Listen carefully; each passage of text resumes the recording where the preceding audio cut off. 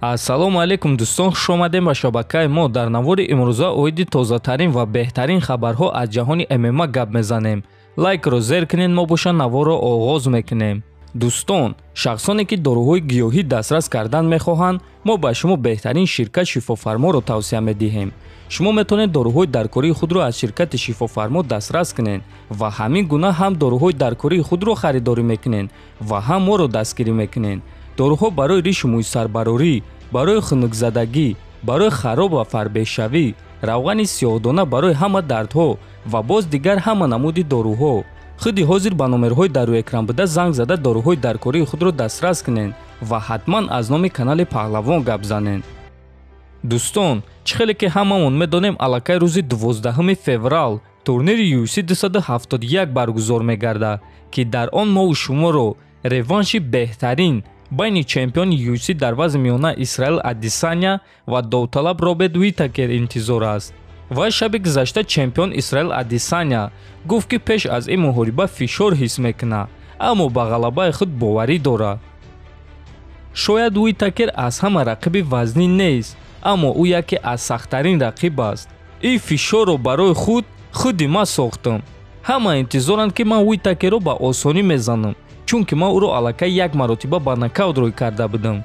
ман ин фишорро барои худ сохтам, аммо ман шикаст хӯрда наметонам ва ин ҳиссиёт ба ман маъқул аст. ҳатто агар якум муҳорибаро гирем, баромади маро дар ёд дорен. ман медонистам ки одамо дар вақти баромади ман фикр мекунанд. умедвор мешавем ки ӯро ба нокаут рӯй мекунанд, ба хоб рӯй мекунанд, ӯро мекушанд. вақте ки ба ҳама ин фишор нигоҳ нокарда ман пирӯз шудам, ин ғалабаи беҳад калон шуд. ман ин чизро дӯст медорам, аммо ин кор хатар дорад, гуфтааст Адесаня. хотиррасон мекунем ки дар якум муҳориба Адесаня Уитакерро дар дагим раунд бо тариқи нокаут шикаст дода чемпиони нав шуда буд ва акнун баъд аз 3 сол реванши онҳо баргузор мегардад. бояд гуфт ки баъди якум муҳорибаи онҳо Роберт Уитакер 3 муҳорибаи дигар гузаронда дар ҳамааш ғолиб шудааст. Адесаня боша умуман як мағлубият дорад ва ин кор соли гузашта дар супер муҳориба зидди чемпиони ҳамонвақтаи UFC дар вазни ним вазнин Ян Блахович шуда буд. дӯстон, ба фикри шумо дар ин реванш кӣ ғолиб шуда метавонад? Адесаня ё ин ки Уитакер? метавонем фикротонро нависен. мо боша мегзарем ба дигар хабар. яке аз ҳамдастагони бародарҳои Диасҳо Ник Максимов баъди ғалабаи худ дар турнири UFC гузашта ба Ҳамзат Чимаев визов дод. ман бо Ҳамзат Чимаев ҷангидан мехоҳам. ман аз ин шахс тарс надорам. ӯ гӯштингир аст, аммо худи ӯ ягон маротиба бо гӯштингирҳо ҷангидагӣ нест. Ҳамзат бо ман ба ҷанг баро. ӯ бояд бо ягон гӯштингир ҷангад. рақибони ӯ ҷанговари ММА буданд, аммо бошум устоди муҳорибаҳои омехтаем, ки гӯштин гирифта метавонам. дар дуюм муҳорибаи худ дар UFC ман рекорд гузоштам. дар муҳорибаи сераунда ман аз ҳама зиёд текдаун гузарондам. кӣ бо чунин корҳоро кардааст? гуфтааст Максимов. хотиррасон мекунем ки Ник Максимов рекорди 8-0 дорад ва дар вазни миёнаи UFC баромад мекунад. дар UFC аллакай 2 муҳориба гузарондааст ва дар ҳар дуяш бо қарори доваро ғалаба ба даст овардааст. дӯстон, фикр мекунем ки то имрӯз ягон ҷанговар ба Ҳамзат визов додагӣ набуд. ҳар дафъа худи Ҳамзат визов медод. акнун пайдо шуд шахсе ки ба ӯ визов дод ва ӯро ба ҷанг даъват кард. ҷавоби Ҳамзатро интизор мешавем. ба фикри шумо дӯстон, Ҳамзат ба ӯ ҷавоб медиҳад ё не? метавонем фикротонро нависен. чемпиони UFC дар вазни сабук Чарлз Оливейра гуфт ки дар вақти муҳорибаи рӯбарӯ бо Тони Фергюсон ва Майкл Чендлер дар чашмони онҳо тарсро дид ва ин чизро ҳис кард.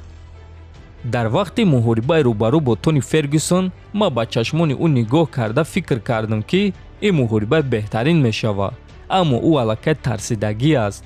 Фергюсон медонад ки ӯро чӣ интизор аст. ҳамин кор боз бо Майкл Чендлер шуда буд. дар вақти муҳорибаи рӯбарӯ ӯ чизе гуфтан мехост ва ҳатто гуфтан натавонист. ӯро нафасаш гирифт.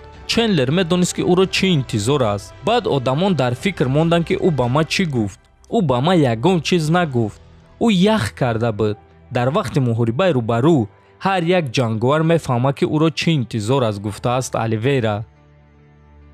чемпиони пешинаи UFC дар вазни сабук Ҳабиб Нурмагомедов гуфт ки кай дӯст ва ҳамдастаи ӯ Ислам Махачев беҳтарин ҷангвари вазни сабук дар ҷаҳон шуда метавонад.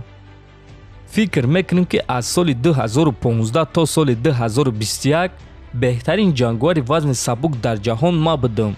дар ин вақт ман любой ҷангварро зада метавонистам.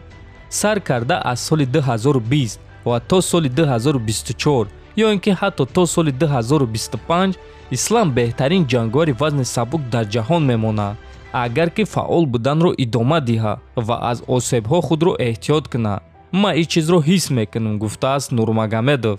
яъне дӯстон, аз рӯи суханҳои Ҳабиб Нурмагомедов, Ислам Махачев соли 2021 ва ҳозир ҳатто худи Ҳабибро шикаст дода метавонад. ана ҳамин қадар Ҳабиб ба Махачев баҳо медиҳад. ба фикри худи шумо чӣ дӯстон? айни замон шумо киро беҳтарин ҷангвари вазни сабук дар ҷаҳон мешуморен? ҳатман фикротонро нависен, дар канал обуна шавен. то боздид, хонаободу сарбаланд бошед.